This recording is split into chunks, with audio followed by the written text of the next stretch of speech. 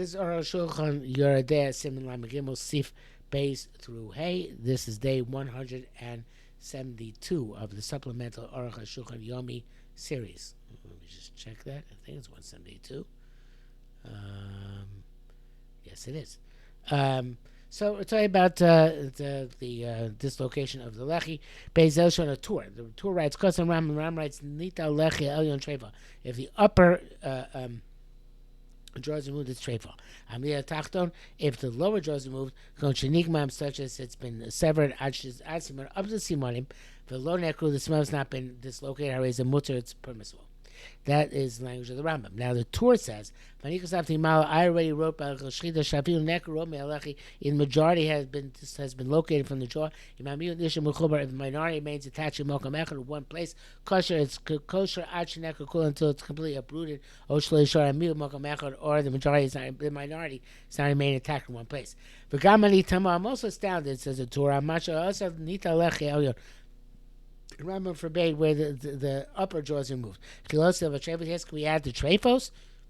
I mentioned Chazal. I can't confirm since it says that if the lower jaw is removed, that's okay. That we should infer that the upper jaw is removed, it's treif. The gufa was necessary for unto itself. Even though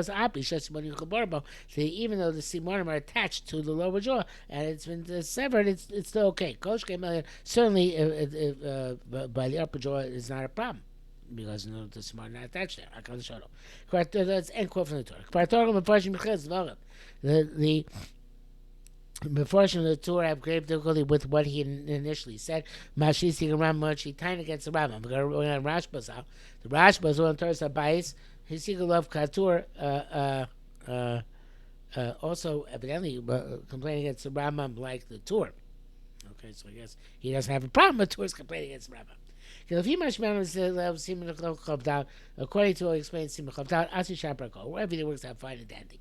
The two of Rashi kneel of them above. Tafsu, they hold that simanim they hold that simanim are connected to the lower jaw. They have explained the Ram says that it's severed up to simanim chulei. Also, that the entire length of the jaw. Nisha simanim booking the simanim are attached as they once were. Therefore, they tighten against him. Shafil nek rov kosher, even in the majority, is dislocated. It's kosher. It's kosher if the minority is in one place. So therefore, they're legitimately justified in being astounded. How do you know if the upper jaw is removed? It's trefa. The zed nania let the talking kosher. That which says that the lower jaw is removed. It's kosher. Abusa. It's a chiddush. Even though it's in attachment, but kosher can lechelion. But kosher should go without saying lechelion that if it's removed, it's not a problem. He says because of the base nita lechelion the Rambam trefa v'roy lochush dvarim. Wasn't happy with the Rambam. He says that, but we should have to be concerned. It's appropriate to be concerned with what he says. Also, the Rashba is saying similar. It's clarified. The primary halacha didn't agree with him. But it's appropriate to be concerned with what he says. Dalit however, be'emes, in fact, everything works out fine. It works out well. To be able to explains in his tshuva to the sages of Lunil, the Simonim are really not attached at all to the jaw. Just the whatever it's called, the top of the esophagus, the epiglottis, I think that's what it is. Is connected to the jaw. But and the simanim themselves dangle between the root of the palate, balashon, and the tongue. By the lower edge of the of lechi. According to what he means, that the lower jaw is removed. That it's been severed until the entire epiglottis is uprooted me'alechi from the has been severed from the from the jaw. But the heads of the simanim are still connected at the end of the jaw. Therefore it's completely kosher. But if some simanim have been dislocated from the jaw, zeu ikar simanim, that is uprooted simanim. Zeu shmuta, and that's also called shmuta, where it's been deviates. Nesh simanim yiplu, because the simanim themselves are going to fall. The ein lehem achiza, they have nothing else to hold on to. Like we said there. According to this, it works out well. Rambam, the Ram first me Mishnah Gufa, the Mishnah of the Lama, not the why is it saved? The bottom jaw was removed. Let's just say generic lechi.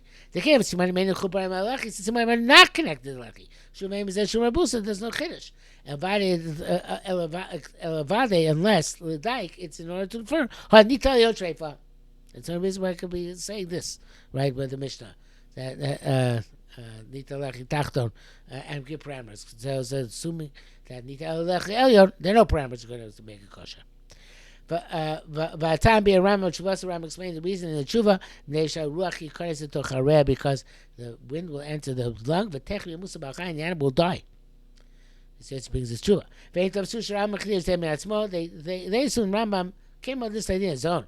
Based on his great sagacity, bativius in natural sciences. We may not say this at all. Already wrote, we can't come with any novelty in trade, even based on the medical knowledge we have in our hands. Only what our rabbis, the only ones, have received. Ayin Shah. The way he wrote it, it's clear. The Mishnah, he infers in the Mishnah. But he gave the reason for it, and he says in the back, look at Yamshel Shlomo, and disagrees, and he disagrees with the Rambam, I think. But basically, what he says, it works out well. The rush and Tur name the Gonim. If the lower jaw is moved, it's kosher. But it can be kept alive by force feeding and stuffing things down its throat, because it has no jaw.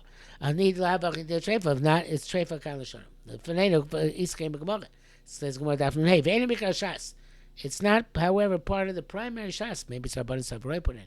Maybe later. Shari Rashi's out law appears to explain in there. Because the Rif Ram also don't bring it. So what is this force feeding? You push the food down basically in the swallowing section of the neck.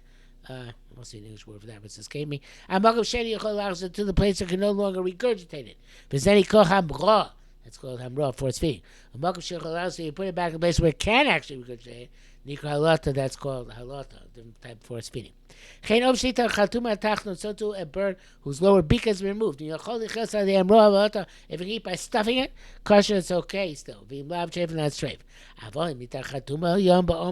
But its upper beak is removed in depth. It's treif no matter what. The zel is equivalent by a bird. By an animal. It's a show. To tell us if the tongue has been diseased up to tell us, which is that what's it called, the thing which wobbles back to the throat when people have tonsils still. Uvula, I think it is. If